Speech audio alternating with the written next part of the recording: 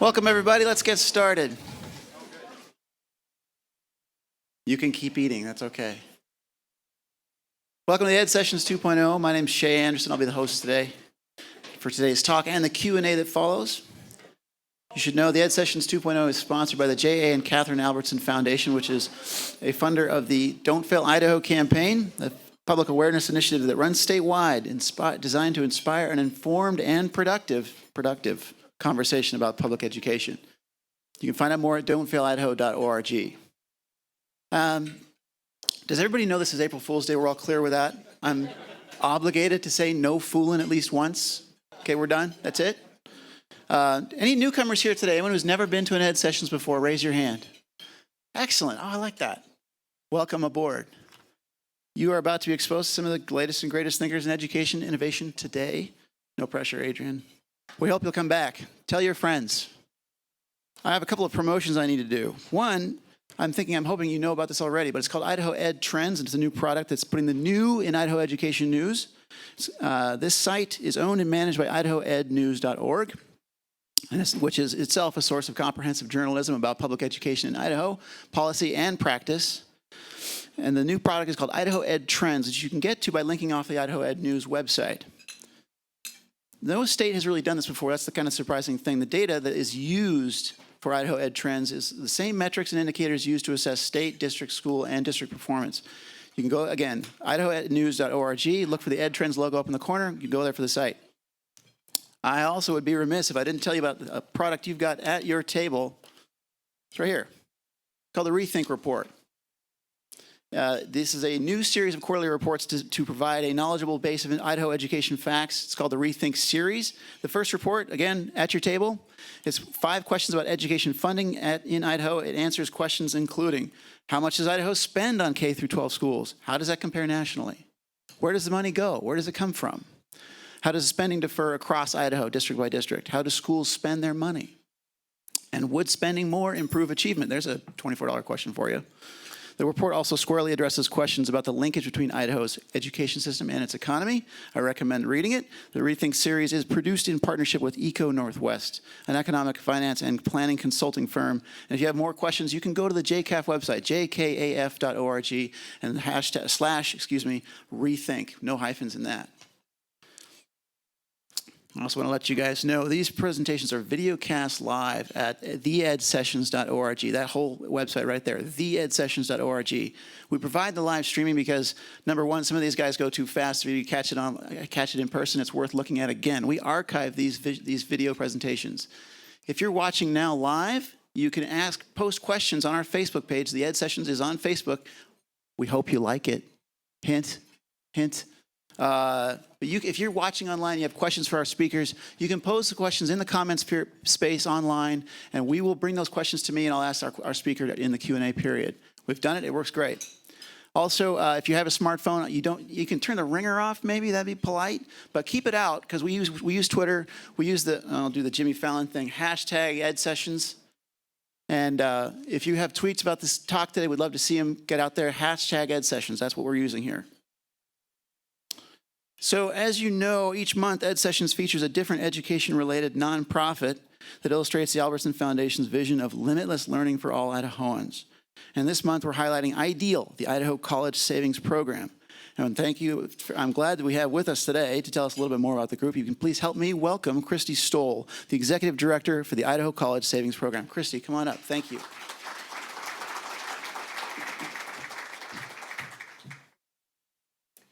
Good afternoon. Thank you.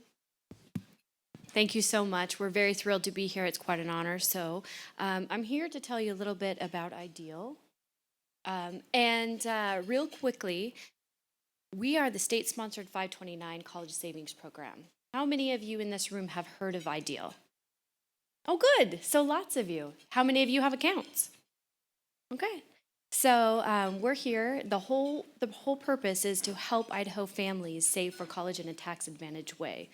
So there was a really great study done recently that indicated that kids that have a college savings account of their own are 4 to 7 times more likely to go on and finish post-secondary education. Huge. So really, it's about starting that conversation and setting the expectation.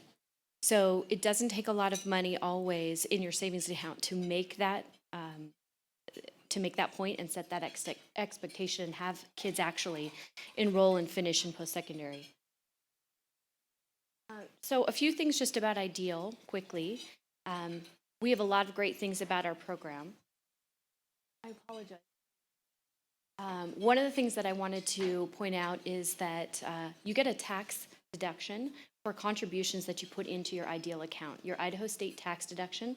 So if you're married, you can deduct up to $8,000 a year of your off of your Idaho State taxes for your contributions into your account. If you're not married, if you're a single filer, you can deduct up to $4,000. So that's always a great thing. So this is about the tax deduction right there. So that saves a married couple about $624 off their state taxes. So if you haven't been taking the tax deduction, I sure hope that you do invoke that. Also, you can control the account. The account's in your name, not your students, so you can move that around and you control where that money is invested and where it is used. You can use your account anywhere in the United States. It's not just for Idaho schools. And when you bring the money back out, you do not pay any federal or state tax on the growth. So that's always nice as well. To follow up, so in Idaho, you can use your savings account, your Ideal money, to pay for dual credits. So if any of you have children that are looking into dual credits, or you're in a high school currently, Senate Bill 1233 just passed this year that's going to help fund dual credits for sophomores and juniors next year. And so this can also pick up the cost for books and so forth. Okay? So enrollment's really easy. You, as the account owner, can be a grandparent, a parent, aunt, uncle, anyone, a friend. It doesn't have to be your child. You can contribute.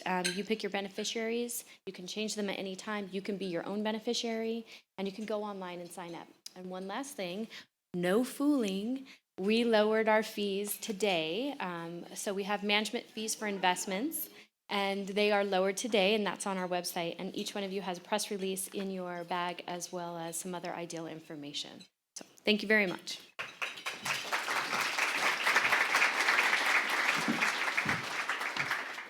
Thank you, Chrissy. That was perfect. As I was telling Chrissy before she got up here, I have 2 kids with Ideal accounts, so no pressure. But if we could really get that going, that's great. So now let me tell you a little bit more about our speaker today. And like a lot of our speakers, Adrian Sanier has a resume that's about as long as my arm. And he edited the heck out of it before I said it here, because we would be here for another half an hour while I talked about what he's done. His cool title is Chief Academic Technology Officer at Arizona State University Online. He's a part of the ASU team sponsoring and pursuing an ambitious program of general education reform that Inside Higher Ed called Ground Zero for Data-Driven Teaching in Higher Education. Previously, Sanier was Senior Vice President at Pearson, the world's largest education technology company. In 2012, the Chronicle of Higher Education named Sanier one of the 12 tech innovators who are transforming campuses. Nice little plaudit there. Before joining academia, Sanier led the PC game studio EAI Interactive, an independent developer of children's games. And Adrian recently presented to Boise's Hack Fort event, the tech-oriented sprout of the Treefort Music Festival. And Adrian, I'm told you killed him at the presentation, so excellent work. We just hope you'll do the same for us. Adrian also was willing to let us, when we plan these things, we talk about how great it is to get these speakers. And the first thing anyone said when we were bringing Adrian Sanier was, wouldn't it be cool if we had the Rocky music to bring him on stage? So Adrian, thank you for being here. Welcome aboard. Yo, Adrian! I did it! Yeah, so we got that now. Hey, thanks a lot. It's really great to be back in Boise. I'm coming here sort of every 2 weeks now, apparently. And I'm told that I can only come back 2 more times before I have to move here, because that's how that works. So the title of my talk is What If Everybody Knew Math? And on the one hand, you might think to yourself, well, of course everyone knows math. Of course everyone can be taught math. You were taught math. Oh, yeah? Pens out, please. There's paper on the table. We're going to try a math problem from 1850. This is Bradbury Eaton's Primary Arithmetic, Elementary Part 1. Thank you very much. Okay, it's good to work with students who are experienced. Here's the problem. I'll read it to you. In the midst of a meadow well stored with grass, I took just an acre to tether my ass. Come on. How long must the cord be that feeding all round, he mayn't graze less than an acre of ground? Anyone just want to blurt out the answer? It's weird how math problems are stated in this language that no one understands. Apparently that's a long-honored tradition, goes back at least to 1850. When we think about trying to solve this problem, we really think about 5 things.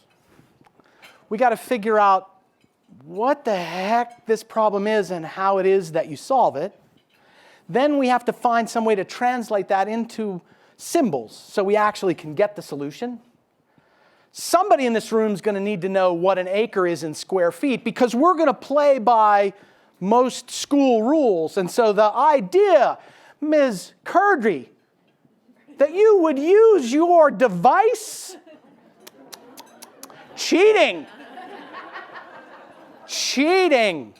Pens and paper all we'll use here, so somebody's just going to have to know how many square feet there are in an acre. Then we're going to do some calculation, and then we're going to understand and check the answer. So that's not so bad. By now, somebody should have figured out in the room what kind of problem this is. Like, what do we have to find here in mathematical terms? Anyone? Area, says you. Well, yes, that's true, because the area of the circle, right, that the ass is going to, I love saying that word in a group of people, that the ass, you know, and you could never do it in middle school, like the whole place would have broken up by now. The ass is going to be in this circle, and there's a radius to that circle, right? Right? We're staked in there. Oh, I hear somebody shouting out the formula. All right, that's really good. So we've kind of got the idea about how to do this problem. This is great. Some of you actually did learn math. And so you're thinking, hey, this is pretty easy. The radius is the length of rope that we need to tie our ass up with. It has to be multiplied by pi. That will be the area of the circle. We've known that since the Greeks.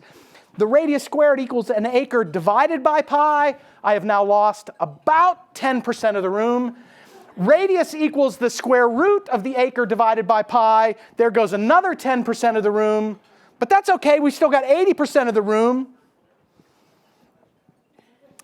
Now, how many square feet in an acre? Anybody? What was that? Is that right?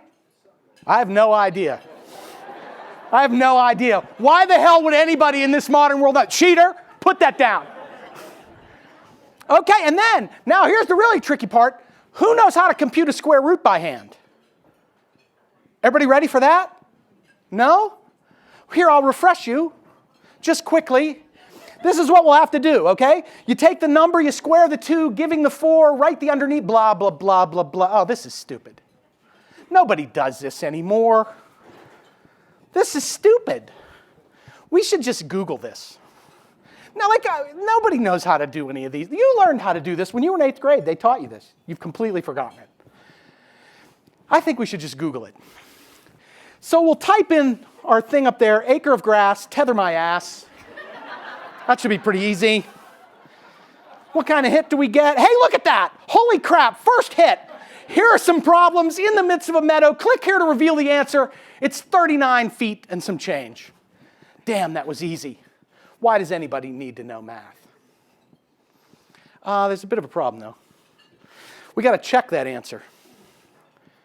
So I'm just going to check it with you guys. Is it right? Yeah? How many people say it's right? How many people are afraid to go against Google?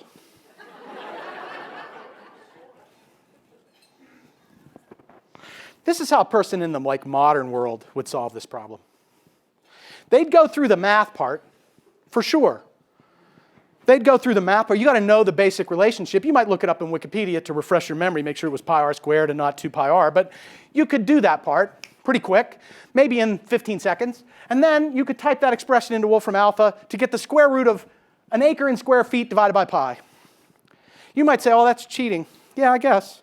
Except look at the nature of the answer you get back. It says, oh, it'll be the square root of an acre converted to square feet divided by pi. The result will be 117 feet. Wait a minute, I thought it was 39 feet. Oh, it's 39 yards. Turns out Google was wrong. It's 39 yards, and if you weren't sure that that was right, you would think to yourself, well, what's an acre? You page down a little bit, he'd say, well, my answer is that the radius would have to be about 3/4 the length of an Olympic-sized swimming pool, about 3/4 the size of an American football field, or about 7/10 the height of Nelson's Column. And if you weren't quite sure the height of Nelson's Column, or even what the hell that is, you'd look it up. And in 1 minute, you would know so much more than you would have known if we sat here trying to figure out the square root by hand with our pen, and in the end, we have the right answer too. So if you don't think math education needs to change from the way we taught it in 1850, I'm afraid you're not keeping up with the way the world is. This is what's driving those of us who think this needs to change. If Diane Ravitch were here, she'd say something different. Diane Ravitch would say, no, this is all about you corporate raiders trying to standardize technology so you can sell it all to us. You want to eliminate the public schools? No, this is wrong. I know the people I know who are trying to do this work are doing it because not enough people learn math. Those people who do don't learn it well enough. And the ones who don't learn it don't succeed in our society. They don't graduate college. They don't advance through post-secondary credentialing. They don't understand a big piece of the way our world works now. Because math is what the machines speak. So, why else do we think it should change? Hey, look, if you don't think these things make you more powerful, you're not paying attention. What was the first thing you did when I asked that problem? Bam, you whip out your tool. What did you do when you wanted to know how many acres in a square? Bam, you've got it. And you would have it, and that much more besides. If you were a skilled user of Wolfram Alpha, you would be able to know the depth of the ocean to the size of the Golden Gate Bridge, like in 10 minutes, in 10 seconds. These tools we take for granted because we've watched them come about. But if a time traveler came back, say from 1914, and I was behind a curtain, and they started asking me the questions that established intelligence in 1914, well, they might ask me a phrase in the Bible. What would I not be able to give them verbatim? Which version of the Bible would you like? You want King James? You want Latin? You want the Vulgate? I got them all. Well, the guy'd be pretty impressed. He'd ask me any math question. Bam. Bam, instantly, right back. Am I not superhuman relative to somebody from 1914? Oh, except that you know the trick. So there's some reason to believe that this should change. School has a dual purpose, and it always has. It's part sieve and part staircase. What's the sieve part? Hey, look, we can't have people building bridges if they don't know how. We have to find the people of great talent and be able to match them to the great needs that society has. So that what I tell my kids, I have 2 kids, 24 and 20. What I tell them is, look, my expectation is, I don't care what you guys do. You can change the laws, change the social mores. I don't care how your generation advances things, but you better keep these iPads on. You better keep these networks running, right? We've got to have people solving these problems, and those people have to know things. And so the sieve is how we figure out who knows what. And in my father's day, that's what college was about. Look to your left, look to your right. We want one of you to build the bridge. The other 2 can dig the caissons. But now, our society needs different things. Machines dig the caissons. We need lots more people to be able to exercise intellectual will using this incredible technology to advance the society and solve the problems that are ahead of us. And for that, we need the staircase part of school. Now, the traditional staircase part of school was there was a staircase. And you climb it. And you get as far as you can get, and when you can't get any further, you take the job that's for. And our society's built on that. That's why your cab driver's happy to drive you to the airport. Because he's happy to get that job, because that's what educational attainment he can achieve. But J.K., does anybody recognize that staircase? Where's that staircase from? Harry Potter. Harry Potter has a really cool staircase, right? That staircase changes for every student. Every student goes up that staircase, and it goes left for this one, and it goes right for that one. And what I believe that to be is J.K. Rowling's metaphor for what we have to have in education now. We have to go beyond the education that just measures us and decides where we are, that industrialized education. We now have to find a way to educate everybody. How do we make everybody? And so, how do we make everybody know math? Well, why math? Why do we start there? Because math, it's special. It's so special. How special is it, Adrian? He's looking for his slide. This is how special it is. First of all, everybody knows that math is hard. Like, everybody knows it's hard. And so if we achieve something greater in math, nobody can argue. Oh, well, that's because of this, or that's because of that, or this reason, or that reason. No, no, no. If we take the math success rates and double them, there'll be no argument about how we did it. It'll be amazing. So math, because it's hard, if you solve it, makes a difference. If you make it work better. Second thing, why math is a good place to start. It's half of how we tell who's smart and who isn't. Like it or not, you decide to go to college, SAT, ACT, the grades that you get in math and English, that's what determines who's an easy admit, who's not getting in, and who's on the bubble. And math is measurable. Like the machines, they can do math. They can tell, like, hey, any math problem they want to give you, you can tell whether you get it right or wrong. You can tell how long it took you. You can tell whether you made a small mistake or a large mistake. And the machines can tell. These machines that could help us. So, it's a requirement. It's really hard. Oh, and by the way, it's useful as all get out. Right? Like, I don't know, like all my favorite stuff was made with math. Like everything. Like, try to pick something. This shirt, made with math. 3D printing, done with math. That camera, made with math. Everything that's solving our problems has at its core some sort of math piece to it. And it matters to us whether you know how to do it or not. Because if you don't know what you're doing, it can be bad. So, math is good for all these reasons, but it's good for one more. There's no argument about it. There's just no argument. Pick any other subject that you might want to try to begin to make a change in. A fundamental change in how you approach it and how you teach it. What would the first argument be? Well, what are we going to teach? What's the curriculum going to be?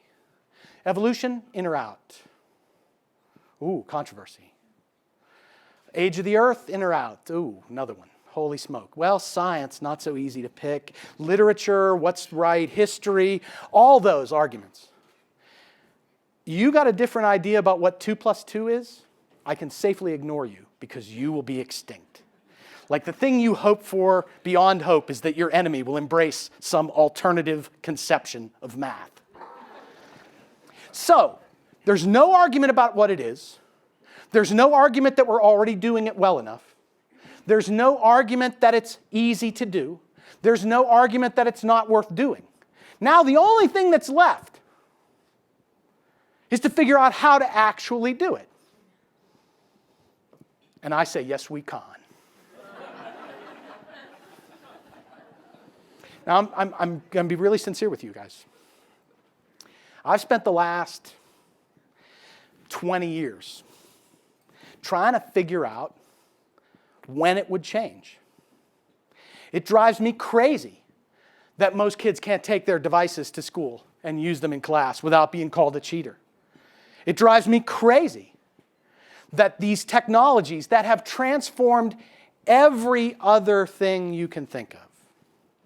Where did Tower Records go? Blown away by technology. Where did the old style of manufacturing go? Blown away by technology. What happened to landlines? All this, any field of human banking, just try to come up with something. But education, same as it ever was. And yet this is information technology. And so for 20 years, I've been trying, when is it going to change? Why isn't it changing? Well, I think there's two reasons. The first one is that you got to make sure the timing is right. I feel really bad for this guy. Not just because he's willing to go out in public like that, because that clearly shows he's on the spectrum, right? But here's a guy that in 1985 could see the future coming. He could see it. Oh, I know how this is going to be.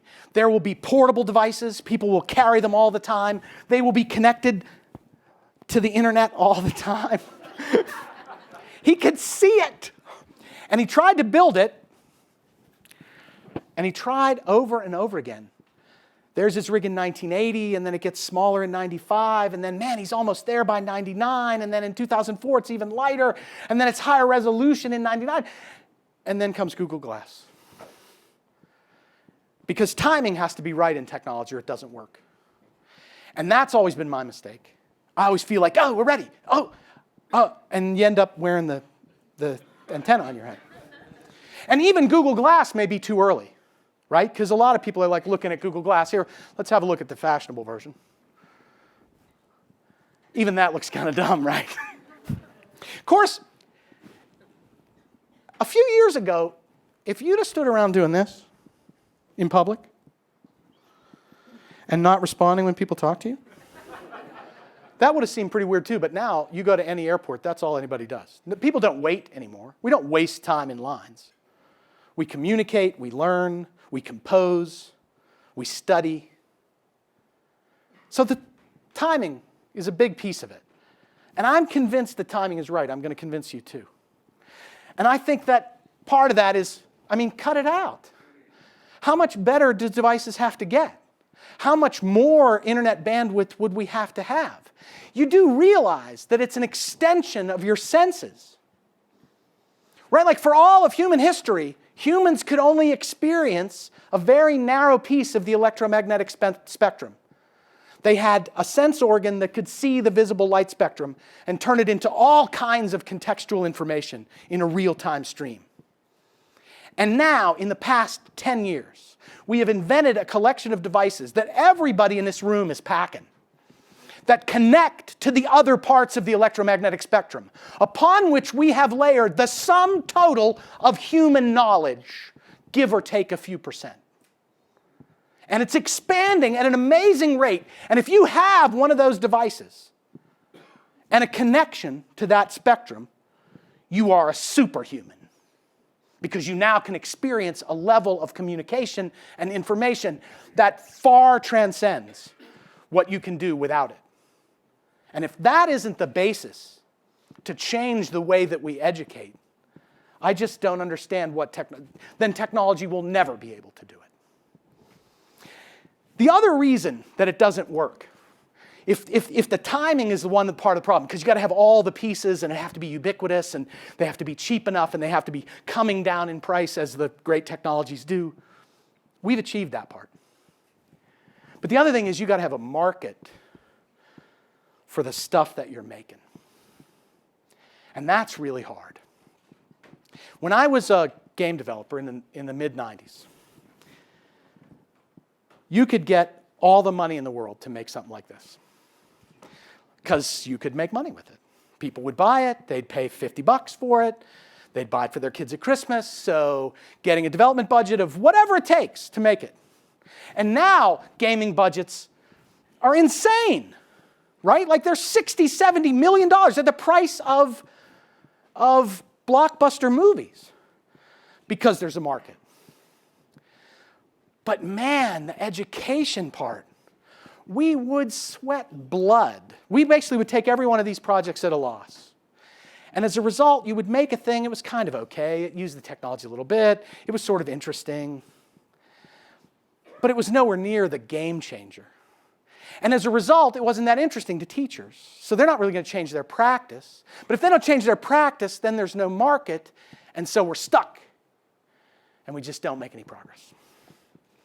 And so even though you could do a lot of great things, and you would expect the profit motive to be able to drive this development.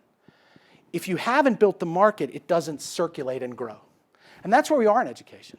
You think about all the educational products that are being sold out there now. Very few of them reach any kind of scale, and very few of them ever last. And if a technology doesn't reach scale, then it doesn't develop. It doesn't do what we expect technology to do. If they were selling 100,000 iPads, they would cost all the money in the world and they would disappear. But when you can turn it into a commodity, then you get the golden goose.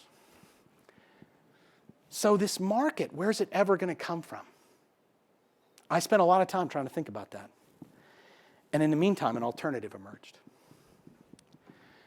The public utility model of technology distribution and development has emerged. What are you talking about? Well, what do you pay for Google? What do you pay? How often do you use it? What, daily? So this daily. Is it a simple thing? It doesn't cost anything to make. Anybody could make Google, right? You just get some machines and turn them on and it would just be Google. No, Google's the, without doubt, smartest computer system in the universe. It is an artificial intelligence. No doubt about it. It develops faster than anyone in the, and you pay exactly nothing to use it. Well, is there entrance requirement? Do you have 1 out of 10 people gets to use it? No. It is extended for free by Google to all the citizens of Earth. Really? Have you ever even thought about it like that? If Google invented it now, there'd be an argument about whether you could use it in school or not. No, we should have our own, we should build our own index, it should be safer, we should ban these sites, oh yeah, how much progress would we make in that? No, there needs to be one Google, maybe 2. It'd probably be good if there were 2, so that they could compete with one another. But the idea that we all need to develop this technology independently is impossible. They do it from a commercial model. But there's a model beyond that. That public utility, Wikipedia, similarly, free. They don't even make money. It's like we live in some kind of alternative universe where the most valuable intellectual properties. Think about what this replaced. This replaced the Encyclopedia Britannica. And if you don't think it replaced it, you're not keeping up. Because it's eaten the Encyclopedia Britannica. The Encyclopedia Britannica is a fraction of Wikipedia. New articles are added to Wikipedia, at the frontier. April Fool. That's me. At the frontier, right? New articles are added at kind of the pace of the whole of the Encyclopedia Britannica. The Encyclopedia Britannica took 250 years to make. 250 years. And all those guys carrying it around to door by door. Do you want to buy it? And now it's free to every citizen of the planet. When we at ASU switched from our homegrown email system to Google in 2006, we were like the first people to do that. And I described it as like getting technology from an advanced alien culture. Because they not only could give you stuff that was so much better than anything you could make on your own. It's insulting. You're killing yourselves. Like Max, my pal, Boise State CIO, we worked together at ASU, and when we brought this in, we're replacing a thing that we had a whole staff making our email system. They were killing themselves. They kept coming hey, if you'd give us $1 million and 6 more months, we could make an even better thing. You could have enough storage space to store 5 songs instead of the 4 that you currently can store.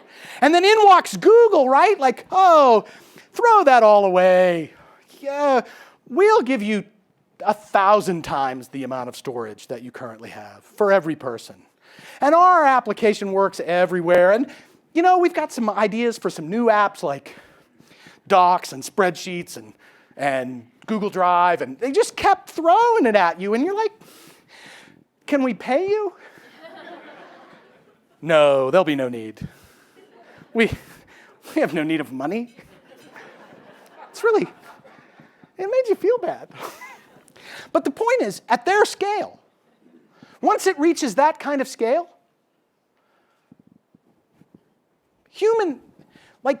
your ability to do it at your size just goes away. These technologies, when they operate at these global scales, they're on a curve you can't understand. It's not linear, it's exponential, and you don't have any real experience with what that is. So that's why we're going to start with math, because he's got one of those. He's got one of those public utilities. Now, if you haven't gone to Khan Academy in a while, you're still thinking this is what it is. Oh, yeah, I see what you mean, Adrian. It's an internationally accessible. Any human in the world can go and get videos that explain any concept in mathematics and a bunch of other subjects. Yeah, I know all about Khan. And I, of course, sort of see what you're saying. I mean, I guess it's kind of cool that there's a bunch of videos explaining the binomial theorem and the squeeze theorem and how to divide fractions. I guess that's really neat. And I can see how that would supplement our education system, but I don't really see why you're going on about it. Like, I don't see where the whole magic artificial intelligence Google part comes in. That's because you haven't been to the site since August. Now, where's August? Is that like what? Is that 6 months ago? Maybe it's 8 months now. This is what they released in August. They released a thing called the Learning Dashboard. You go up to the Learning Dashboard. You say, see up there in the top, my current mission is the world of math. You pick what it is you want to learn. Now, we're going to stick to the math domain here, so you could pick third grade math. That's probably what you'd want, Travis. You can go all the way up to calculus, or you can just say, look, I just want to do it all. And then what they do is, see this thing on the right over there? That set of boxes over there on the right? I'm going to point to it right here so everybody can see it. Right here. Yeah? That is all the stuff you have to learn. Each one of those little boxes represents an idea that you need to put in your head and become facile with. Maybe it's addition. Maybe it's subtraction. Maybe it's that, how many of you remember how to take a repeating decimal and convert it into a fraction? Like 8.99999. Does anybody want to tell me what that is as a fraction? Oh, well then that box would be white for you. And so then what Khan will do, right? So when you first come up, see that mastery challenge available start? Right? You push that button and he goes, what's 8 and 5? Hey, fantastic. What's the derivative of sine? Okay, so we're someplace between there and there, right? So there was 8 and 5 up there, and there was derivative of sine about there. So then he starts sampling in here, statistically, based on the patterns of, well, how many people do you suppose use this? It came out in August. By contrast, Pearson's biggest product here, My Math Lab, maybe they have a couple of million users. It took them 15 years to build a base of 2 million users. Maybe Alex is another program that's sort of similar to this. It took them another, decade and a half. They probably have 1 million, 1.2 million. Let's be generous and double it. Khan has 10 million users as of 6 months of releasing that. Growing at some rate that they can't even quite calculate yet. What's the threshold? What keeps them from getting bigger?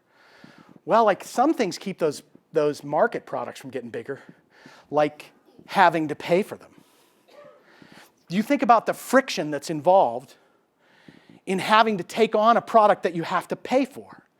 Well, how do I decide that I should give the money to this vendor instead of that vendor? Oh, I better have an RFP. Oh, how do I decide which one I should choose? Oh, well, I better get some experts in. Well, how do I decide where I'm going to get the money from and how many people I can extend it to? And where do I have to draw the line about who can see it and who can't see it? Well, it depends on their license grade. Friction. Meanwhile, these guys, if you're 7 years old, you just go do it. If you're a classroom teacher, you just go put your whole class on it. Who's paying for all this? I don't know. Right? Like, who's paying for Wikipedia? I don't know. Why is Google free? I don't get it. In point of fact, Gates Foundation is paying for this. And if you want to think about a great place to spend money, talk about a globally scalable resource that has no marginal cost at the leaves that can teach you any damn thing you need to learn. That is a vision. That's why this Sal Khan guy, they're going to put him on Mount Rushmore. So anyway, you go in there and it starts sampling your knowledge. And then based on that, it goes, well, look, I know what you need to learn next. Because math is well understood. You can't know this until you know that. You can't know this until you know these two things. And so it's very straightforward for it to begin to just quiz you, question you. What does it look like to be questioned? Hey, it's pretty basic. It's pretty basic. This is the squeeze theorem. How many people got the squeeze theorem cold? No? So we don't have to worry about the idea that it's not sophisticated enough for this audience. Anyway, here's the squeeze theorem, right?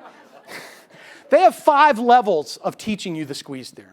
They introduce you to the basic concepts, see if you can kind of master those, then they give you some problems on your own, and it kind of goes through this sort of set of 5 levels. But every question is asked the same way. Here's the part where we ask you the question. And you read it, and there's some activities to do in there to see if you can solve it. Sometimes you have to scroll down, because it's a pretty long question. And then at some point, after you've either entered the answer or figured it out over the left hand, you push the button and say, check your answer. That's a pretty fundamental piece of the math problem, right? Like, here's the problem. What's your answer? Did you get it right or wrong? That's pretty much the whole thing, right? Well, not exactly. Because if you had a teacher, and I said to you, oh, you know that problem I gave you the other day, the other one about the fraction thing, right? Like 8.999999 repeating. What is that as a fraction? You go, I used to know that. Could I have a hint? And so you push the could I have a hint button, and it goes, well, you know, when you go to convert these fractions, if you multiply it by 10 and then subtract the one from the other, all the repeating decimals will fall away. Do you now see how to do it? No? Okay. So you push, so now you see it, right? And so he would put his answer in, and he'd go, okay, good, and now we'll give you 5 more to see if you actually know it. That makes sense as a way to teach you this thing. So you'd go through all the hints. What if you can't get it from all the hints? Then you'd push this button right here that would say, can you just explain this to me? And then the video comes up, and there's somebody explaining how the whole thing works, and you go, whoa, whoa, whoa, whoa, whoa, you're going too fast. Which you never did to your teachers, right? Whoa, whoa, whoa, whoa, whoa, from the back of the room. Whoa, whoa, whoa, whoa, you're going too fast. Probably half of you in the room right now want to go, whoa, whoa, whoa, he's going too fast. Instead, you just pause it. Slide it back to the part you don't know. Push play again. Watch it, go back. Watch it, go back. How is this not better than the old way, the 1850s way, the way we all did?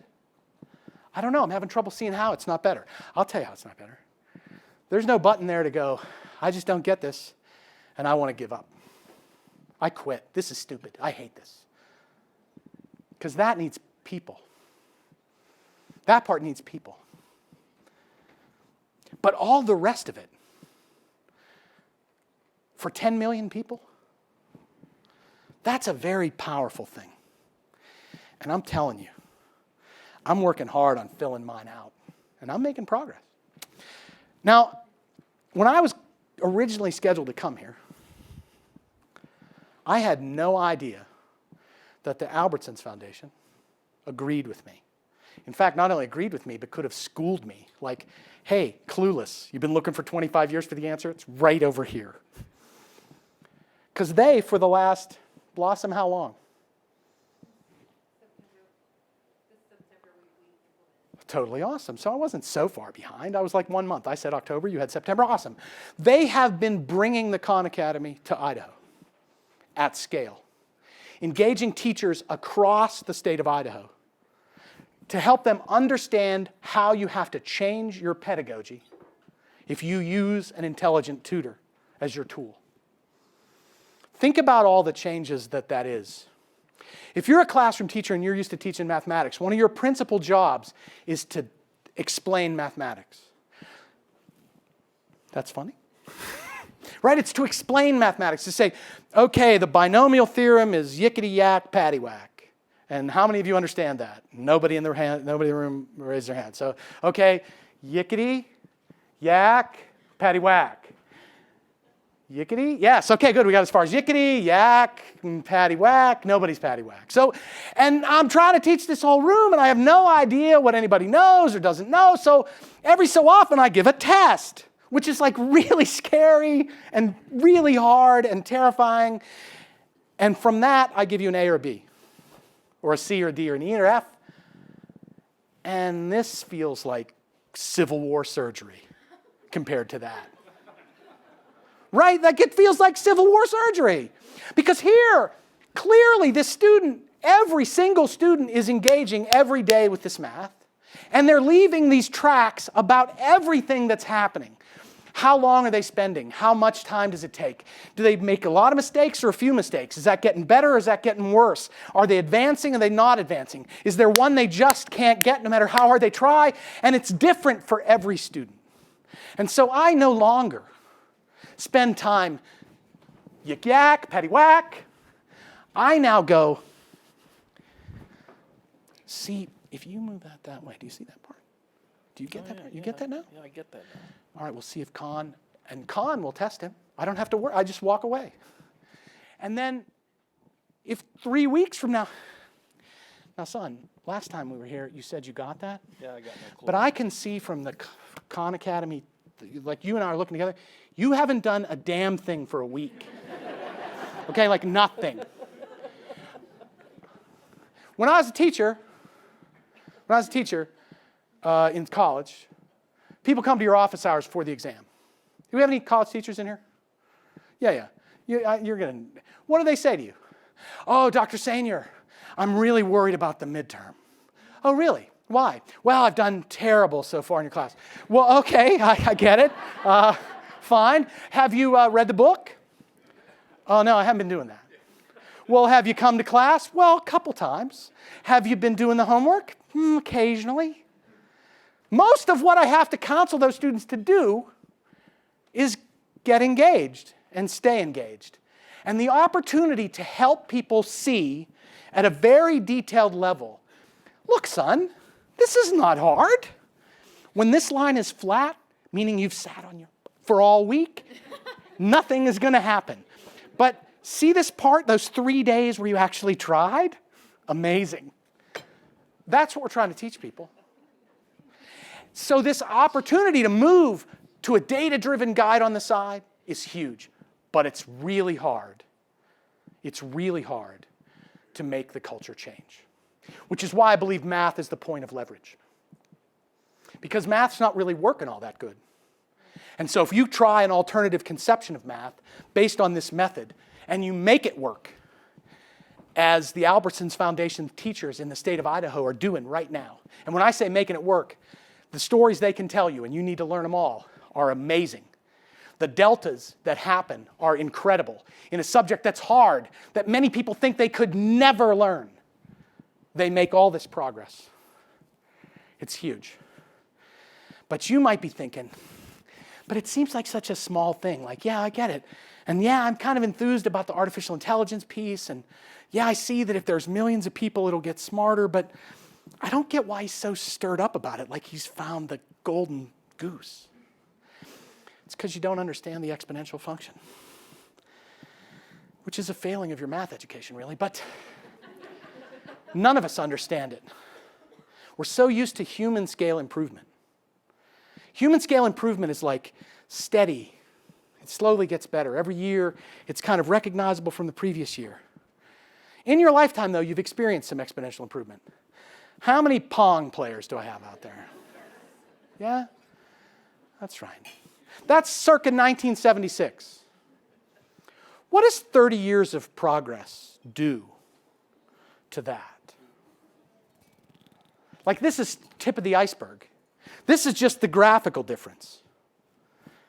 Behind that is the fact that millions of people play simultaneously with one another, interacting in a social space that was organized organically by children, right? Like by children. The parents just buy the Xbox Live subscription, not even knowing what it even really is. They don't even really know what it means. And then the children just build a giant network of people to slay each other in. And so we've made enormous progress in those 30 years in developing tools to teach people how to be assassins, killers, drug dealers. But we're on the verge now. We have a thing operating at scale, global scale, that costs nothing. That is the basis upon which this exponential progress can happen. So I just want you to close your eyes for a second and picture what 20 years of progress in a device like this, delivered at global scale, could mean. It absolutely can mean everyone can learn math. But Katie, bar the door. So much more is going to happen because of it. Why am I so enthused? Well, partly because it's my natural state. But partly because you've heard this buzzword, big data. It's like everywhere now, right? It's in the hype cycle. Everybody's talking about big data. The notion that artificial intelligence emerges from the analysis of gigantic data sets. And what I'll tell you is there are a lot of places where that's hokum. But this is not one of those places.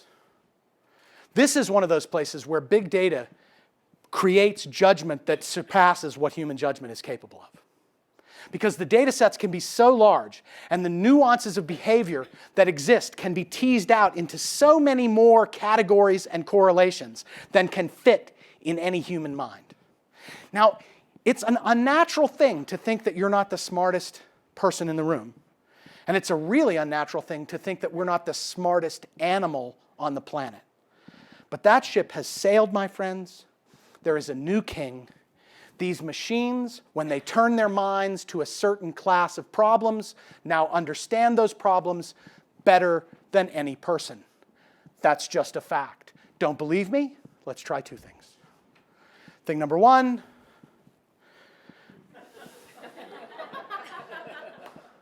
I'm watching the Olympics. What's up with Bob Costas? Type in the word Bob and find out the answer. How do they do that? How do they know what I want to know? How do they do it? Because they're smarter than me in that domain. Think about driving. 10 years ago, the idea that a computer could drive a car, you'd have to be nuts. You'd have to be insane. You'd put me in a helmet, bodysuit, strap me in a 5-point harness, and don't go over 7 miles an hour, and I'll get in a car driven by a computer. Google has a car drove 500,000 miles. No accidents, no human help on any road it wanted to go on. We're done as the kings on this planet in terms of understanding correlations in a certain place. Those judgments that machines are making will make us smarter as we stand on top of them. And no place is that going to be more true than here. Now, some people are getting really, really over the top excited about that. Holy cow, we can eliminate teachers. This is what's wrong. That's foolish. That would throw the baby out with the bathwater. It took us a couple thousand years to understand what schools are, what learning communities are, what incentives humans can feel when they try to learn with one another, what amazing differences individual teachers can make in the lives of individual students. This is about empowering a new way to teach. And it's about proving it so that it can be done at scale. And that's what the Albertson Foundation, that's what their program is about, is figuring out what those best practices are and then figuring out how to spread them so that we can actually teach everybody math. And in the process, learn a lot about how these devices can help us teach lots of other things. That's why I think it may be the silver bullet to actually get this thing to change. When you think about Idaho as a place, it's a good microcosm for the globe. Not just for the country, but for the globe. You have urban centers, and you have a huge distributed rural population. And that rural population, the network has come out to them now. Almost everywhere it's come out. And almost everybody has a device like this. And I submit to you that in 5 years, if it's true that in 5 years most Africans will move from cell phones to smartphones, it's probably true that most Idahoans will as well. And so the opportunity to essentially understand the difference that a global grid can make in education and understand what the pedagogical practices that make that effective are, do that in the microcosm of Idaho, where there are 250,000 instead of billions of students. But understand that model and then scale it up on a platform that already delivers at the scale of the globe at zero marginal cost. That feels to me like a prescription for winning. And that's why I think it's amazing that Idaho is the first place that that's happening. And so I really want to get involved. I really want to figure out a way that ASU can play a role in this. I think our colleges of ed could do something here. I think that our own program of adaptive education, both in developmental math and in other places, could benefit here. We want to work with you guys to figure this out. Yes, we can. So I really appreciate your attention. I think now is the part where you write down your questions and we take a little break. Am I right? And then we'll answer those in a minute.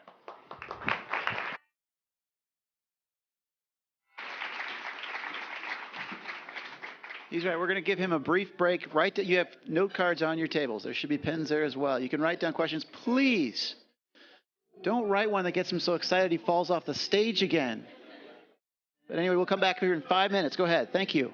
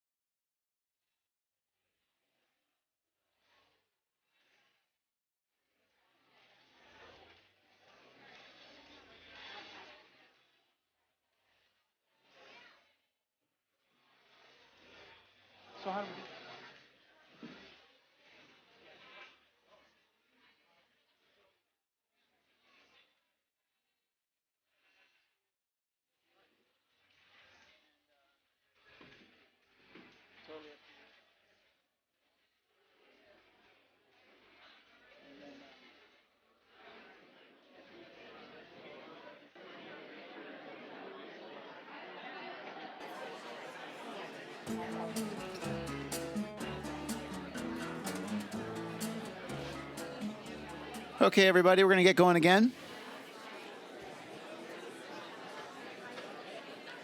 Keep writing questions. I'll take them on the fly. You can bring them up here as we're going. I did want to draw your attention on the backs of your chairs. If you haven't seen it already, the Idaho College Savings Program did provide you with a backpack, a way to take home, the Rethink booklet, and a few other things, not the silverware. But if you wanted to, grab a bag. They're great. Okay. Yes, we have questions for you, Adrian. Okay. April Fool's Day is a particularly dangerous time to be answering questions. Okay. I'm going to run through these as best I can. I think one of the questions we always get here is a form of how do we get this going in Idaho? But let me ask one of the questions that came up here, because you've talked about Khan Academy here in Idaho, but one of the questions that I've saw in this in a couple of different forms was, how do we start this kind of revolution on an individual school level? You go to a school, a teacher or an administrator here is excited about what they've just seen.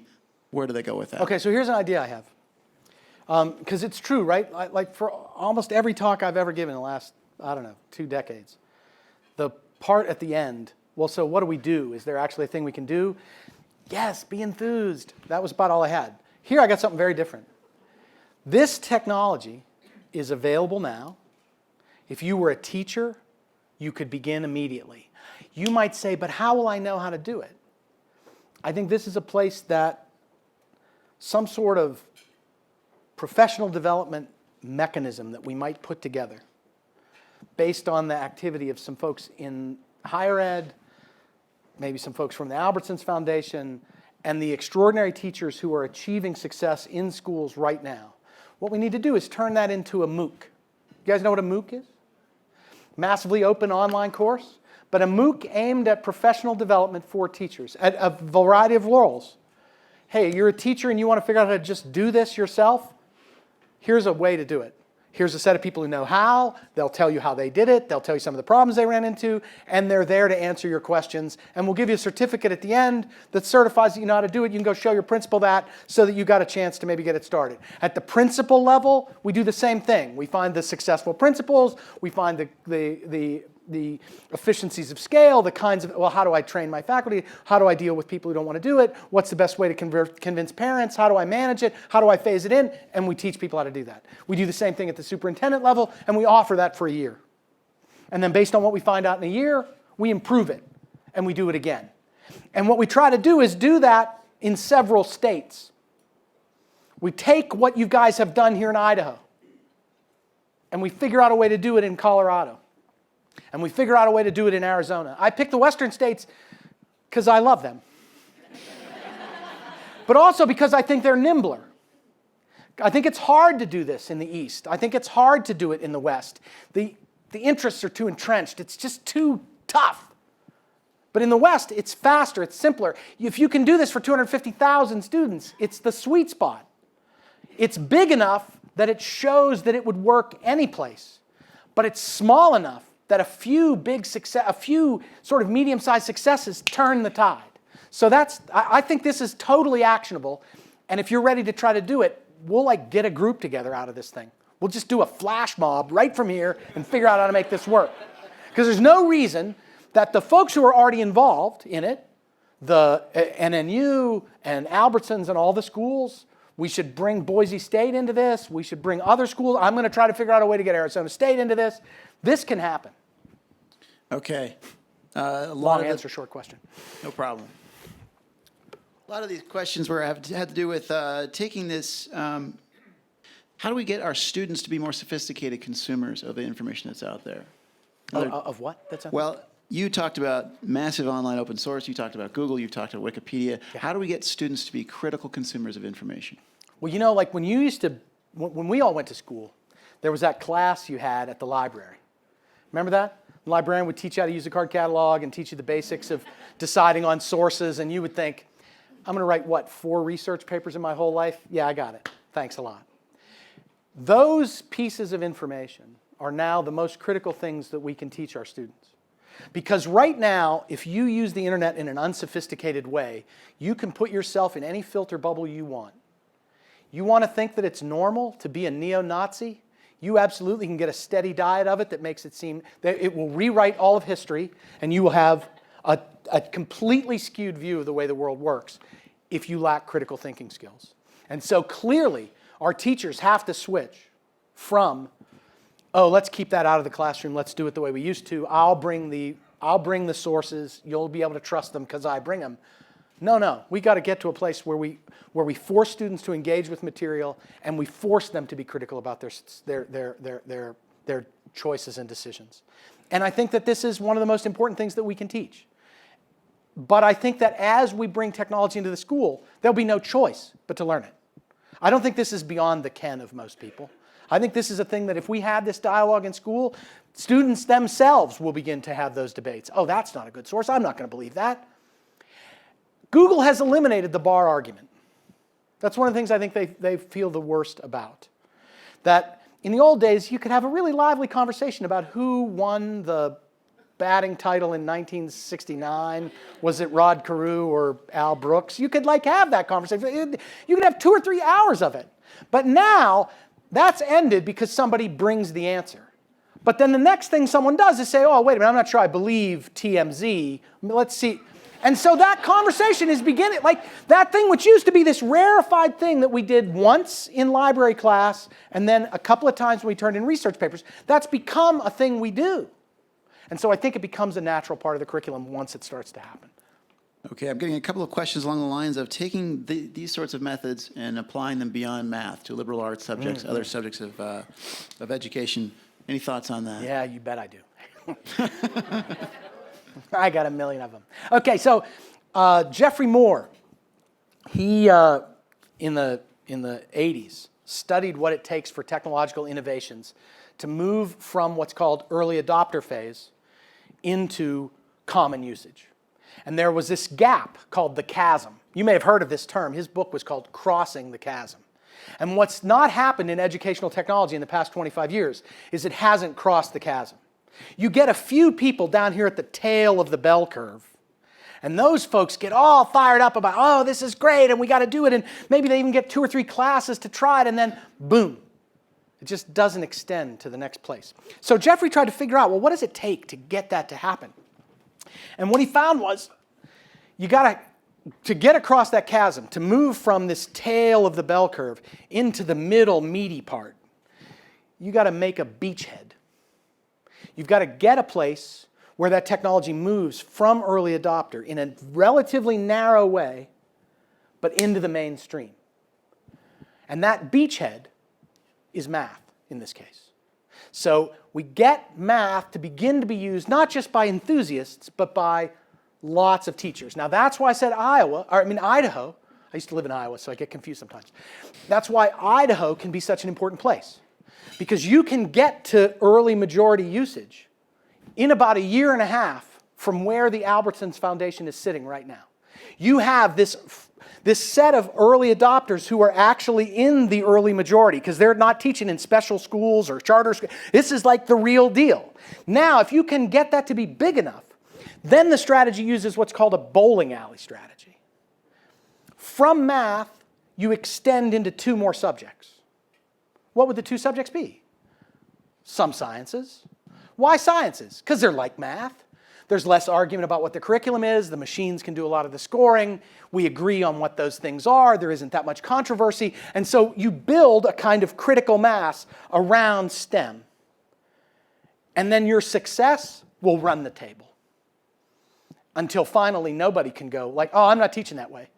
Can you explain to me exactly why you're not teaching that way? Is it because you don't care that half your students are not succeeding? And if you would make this change, they would all succeed? Is it because you just don't like to do it? Those kinds of arguments will have an enormous sway. So that bowling alley strategy, I think, is critical. And so that's why I think extending into science would be the next thing. Now, I'm not pessimistic about the idea that computers can help us with other things too, like composition, like the humanities. I think they can. It's just that I don't think they're the sweet spot. That's why I wouldn't attack them first. I would attack math and then the sciences and then scale them up. So that's my answer. All right, we have a few, you touched on this a few times, but I want to get back to it because I've had enough questions about it. imagine a teacher in the audience who's enthused by what you've been saying. They're excited about what they're seeing, but they are about to go into the next classroom and think, how do I do this? And they don't do it currently. What do you tell that teacher? Well, so if they're really technically savvy, I'd say just go do it and see what happens. Knock yourself out, pick a few students, try to find a way to introduce it in your class, get people fired up, figure out what your problems are. But what I think really has to happen, we've got a lot of adventurous teachers trying that, and they can only get so far. The Albertsons investment, and I'm not just shilling for them, right? Like, it's not because I'm here under their auspices. It's because I'm amazed that the answer is there. They have assembled a set of people who are building those best practices. And it makes an on-ramp for the next teacher that wants to figure it out. So that level of support's got to be there. Now, it'd be ideal if it could be human. If we could send a teacher to teach that teacher and team up with them and spin them up. But I think that that'll be hard to scale that. So what I think is, well, let's eat our own dog food. Let's figure out a way to use technology to build that community by sharing best practices through a MOOC-style method, using a way to build a community of teachers that are learning how to teach this way and can raise the questions to other teachers who've taught that way. Hey, I'm having trouble with my parents. They're revolting and they don't want to do it. What should I say to them? How should I do it? Oh, this is how we handle it here, and this works and that works. That is how I think we got to do it. I think the next step for us now is to use an online mechanism to build a kind of MOOC that generates a community around developing and disseminating the best practices. And it is so attainable, I can see it. It's right there. Can we get another round of applause for Adrian?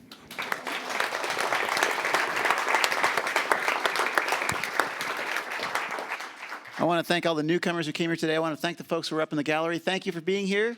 To those of you in our video cast, thanks for watching. And we do encourage you to watch this again, because if you're like me, you caught about 80% of what he said, but some of it was just so fast, it was hard to keep up with. So go to theedsessions.org to catch an archive view of this presentation. It should be available within the week. And I want to also highlight next month, Joe DeBolt from La Piana Consulting is going to come and answer this question: what if schools led change? No small question. Please join us next month. You'll see the registration email come online pretty soon. Thank you for coming. We are adjourned.